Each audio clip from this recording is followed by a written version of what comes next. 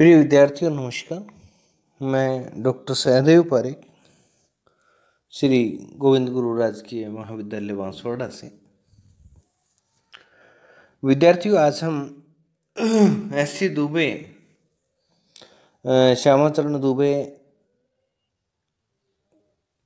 के समाजशास्त्रीय योगदान को लेकर के और समाजशास्त्रीय अवधारणाओं को लेकर के आज हम शामीरपेट के परिचय के विषय में पढ़ेंगे कि शामीरपेट का जो अध्ययन एस.सी. दुबे के द्वारा किया गया और एक भारतीय ग्राम एन इंडियन विलेज के नाम से आदर्श कृति के रूप में उन्होंने जो रचना की, उसमें जिस गांव का वर्णन है उसी का नाम है शामीरपेट। शामीरपेट गांव जो है वो आंध्र प्रदेश के हैदराबाद और सिकंदराबाद के जुड़े हुए नगरों से लगभग 25 मील की दूरी पर बसा हुआ है और यह गांव तेलंगाना क्षेत्र में आता है। आजकल जो नया जिला राज्य भी बन गया है, तेलंगाना में आता है और जो आंध्र प्रदेश के व्यापक सांस्कृतिक क्षेत्र का एक अंग है। और तेलंगाना क्षेत्र को उपजाऊ खेतों, वीरान चट्टानों, तालों और झीलों तथा मंदिरों का प्रदेश कहा जा सकता है। यानी कि वहाँ पर इन सारी चीज़ों की जो है एक बहुतायत है, बहुत सारी चट्टानें हैं, बहुत सारी झीलें हैं। शामीरपेट ऐसी एक तालाब के किनारे और उस सड़क पर स्थित है जो उत्तरी जिले के मुख्य नगर करीमनगर को जाती है। गांव की जो प्रकृति है वो दक्षिण पठारों की अपनी छटा के अनुरूप है और इसके आसपास जो है वो जंगल बहुत अधिक मात्रा में 15-20 मील दूरी के जंगलों में यदा कदा चीता, जंगली जानवर दिखाई देते हैं, लेकिन बकरी, बछड़ों या कुत्तों की तलाश में तेंदुए जो हों अक्सर इन गाँवों में या इस गांव में आते जाते रहते हैं। और जंगली सुअरों के द्वारा फसलों को जो है काफ़ी नुकसान पहुंचाया जाता है।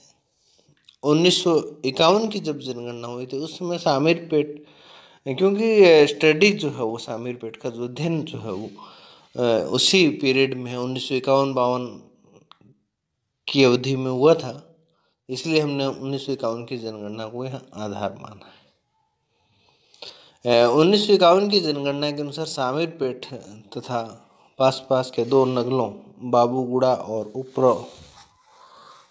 ऊपरी पल्ली या उपरा पल्ली के नाम से इसको जानते हैं कि कुल जनसंख्या जो थी वो 2494 मात्र थी और ये लगभग 508 परिवारों में बटी हुई थी।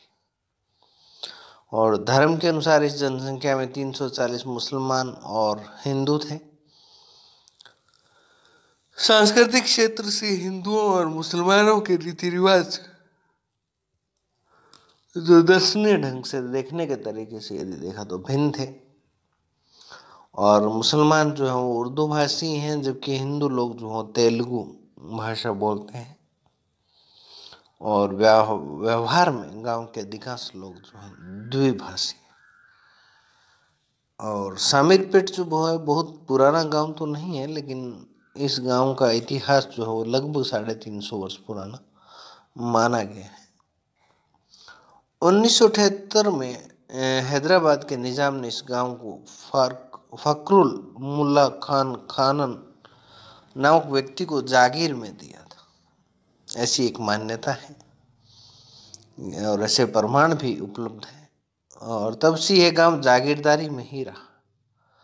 और 1948 ईस्वी में पुलिस की कार्यवाही के बाद हैदराबाद राज्य की भांति यह गांव भी भारतीय गणतंत्र का एक अभिन्न अंग बन गया।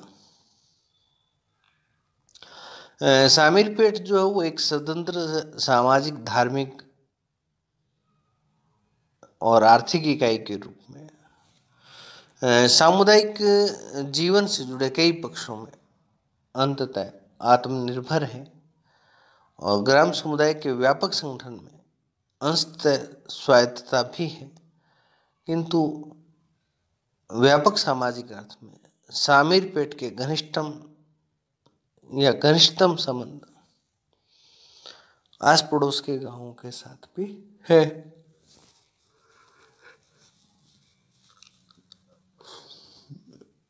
तो विद्यार्थियों, उन गांवों में जो घटने वाली घटनाएं हैं, उनमें जो शामीर पेट के जो निवासी हैं वो विशेष और गहन रुचि रखते हैं। जीवन की प्रमुख संकटकालीन अवस्थाओं में, चाहे वो जन्म, विवाह हो और मृत्यु हो, इन सब में जो है वो शामीर पेट के जो लोग हैं अपने गांव में रहने वाले मित्रों, रिश्तेदारों या पड़ोसियों के यहाँ आते जाते रहते हैं। आपस में मिले हुए गांवों के एक समूह के लिए विभिन्न जातियों की अपनी अपनी जातीय पंचायतें भी होती हैं और जो केवल जाति से संबंधित मामले जो हो निर्मित करते हैं। ये तो था विद्यार्थियों शामीर पेट गांव का परिचय। कहाँ बसा हुआ है, क्या है, क्या जनसंख्या स्ट्रक्चर है, क्या रीति रिवाज है, किस प्रकार की भाषा भाषी के लोग वहाँ पे रहते हैं। अब हम बात करते हैं शामीर पेट की सामाजिक संरचना, the social structure of Shamirpet. Shamirpet गांव की जो सामाजिक संरचना है उसका जो हम अलग अलग इकाइयों में वर्णन करेंगे। आज हम ग्राम समुदाय में जाति व्यवस्था का वर्णन करने जा रहे हैं। आज हम ग्राम समुदाय में जाति व्यवस्था का वर्णन करेंगे। तो ग्राम समुदाय में जाति व्यवस्था, मैंने आपको पहले ही बताया था कि शामीर पेट जो है वो उस गांव में हिंदू और मुसलमान दोनों ही रहते हैं। मोहम्मडन जो है वो अल्पसंख्यक हैं, किंतु सामाजिक धार्मिक मामलों में उनका समूह जो है सुसंगठित है और वो सुन्नी शाखा के, शिया और सुन्नी दो प्रकार के मुसलमान संप्रदायों में आपको बताया था बटे हुए हैं। तो यहाँ पर सुन्नी शाखा के मुसलमान जो ज़्यादा हैं और संपत्ति या पूंजी के आधार पर इनमें कोई भेदभाव यहाँ पर नहीं पाया जाता है। ये स्वायत्त और आत्मनिर्भर समूह की भांति व्यवहार करते हैं और 1948 ईस्वी से पहले शामीर पेट जो मुस्लिम जागीर में होने के कारण यहाँ के मुसलमान राजकीय मामलों में कोई विशेष अच्छी स्थिति में नहीं कहा जा सकता। मेरा कहने का मतलब है कि इन्हें कोई अच्छी ज़्यादा सुविधाएं जो वो दे नहीं थी और गांव में उनकी स्थिति खेतीहर जातियों के बराबर ही गिनी जाती है, लेकिन हिंदुओं में धर्म की दृष्टि से उन्हें सदैव ही अपने से नीचा माना गया। हिंदुओं की कठोर एवं सोपानिक जाति व्यवस्था से घिरे ये मुसलमान भी जाति सोपान क्रम में परिधि में फंसे हुए दिखाई पड़ते हैं और उनकी स्थिति अर्ध जातीय जैसी हो गई। हिंदू समाज व्यवस्था का जो मूल आधार जाति है और इसका अखिल भारतीय सोपानिक प्रारूप जो हो वर्ण व्यवस्था से मिलता जुलता है। वर्ण व्यवस्था के बारे में आपने पहले भी पूर्व की कक्षाओं में पढ़े थे कि वर्ण 4 है, ब्राह्मण, क्षत्रिय, वैश्य और शूद्र। परंतु समय के साथ साथ इनमें भी क्या होता गया, विभाजन होता गया। वर्ण व्यवस्था की इस मोटी रूपरेखा के अंतर्गत देश के विभिन्न प्रदेशों में जातियों की अपनी स्वायत्त और सोपानिक व्यवस्था पाई जाती है, किंतु जाति के 2 लक्षण जो हैं वो सार्वभौमिक है। प्रथम तो अंतर्विवाही है और दूसरा भोजन, व्यवहार तथा सांस्कृतिक शुद्धता, स्पष्टता नियमबद्ध है। यानी कि रहन सहन, जाति और सहवास के नियम जो है वो बिल्कुल उन नियमों में जाति जो बंधी हुई है। प्रत्येक जाति की अंतर्विवाह उपजातियों में विभाजित होती है और प्राय सभी मामलों में एक स्वतंत्र समूह की भांति व्यवहार करती है, और ये उपजातियां पुनः विभिन्न गोत्रों में बटी हुई होती है जो बहिर्विवाह नियम के द्वारा संचालित होता है। गोत्र भी आगे वंशों में विभाजित है और जो बहिर्विवाही होता है, और इस भांति भारतीय गांव में जाति व्यवस्था एक जटिल सोपानिक व्यवस्था है और वही सामाजिक जीवन का मुख्य आधार भी माना गया है। शामीरपेट जो है वो उसमें हिंदुओं की जाति व्यवस्था की यदि हम बात करें तो विभिन्न जातियों की एक जटिल और सोपानिक संरचना हमें दिखाई देती है। हिंदुओं में ब्राह्मणों का सर्वोच्च स्थान है। वड्डार, एरकला, पिच, कुंटला, माला और मादिंगा जातियों को छोड़कर शेष जातियों के ब्राह्मण पुरोहित हैं, और पंच ब्रह्म समूह को छोड़कर शेष सभी इनके हाथ का खाना स्वीकार करते हैं। ये अपनी जाति के अतिरिक्त किसी अन्य से भोजन स्वीकार नहीं करते हैं। रेड्डी, कुम्हारी, गोला समान स्थिति पर निर्भर है और अंतर्विवाह भी है, परंतु इनमें भोजन व्यवहार जो है वो पाया जाता है। मुत्रासी की स्थिति थोड़ी सी भिन्न है। रेड्डी और गोला तो इनके हाथ का खाना खा लेते हैं, लेकिन कुम्हारी इनके द्वारा छुआ हुआ खाना नहीं खाते हैं।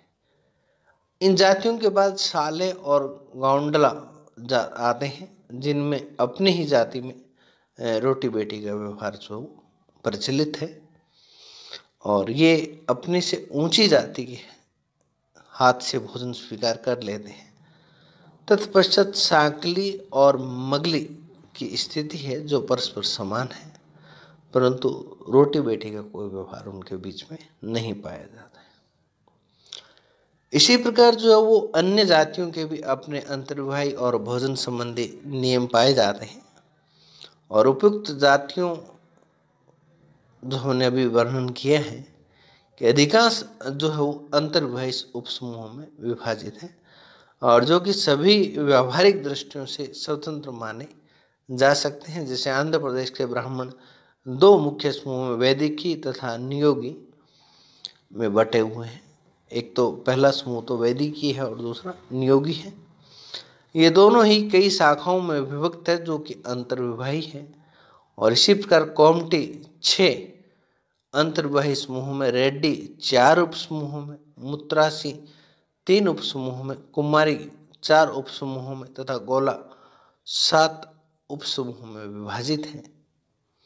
और अन्य जातियों के भांति अपने अपने इनके भी उपसमूह हैं जो विवाह और भोजन के नियमों से आबद्ध है। प्रत्येक स्वतंत्र अंतर्विवाही जाति जो समूह बहिर्विवाही गोत्रों में भी बटा हुआ है, वो विवाहिक नियमों के आधार पर इनमें जो बहिर्विवाही गोत्र हैं कि इसमें कर सकते हैं शादी और इसमें नहीं कर सकते हैं, इसी आधार पर अंतर्विवाही और बहुविवाही गोत्रों का जिक्र यहाँ पर किया गया है।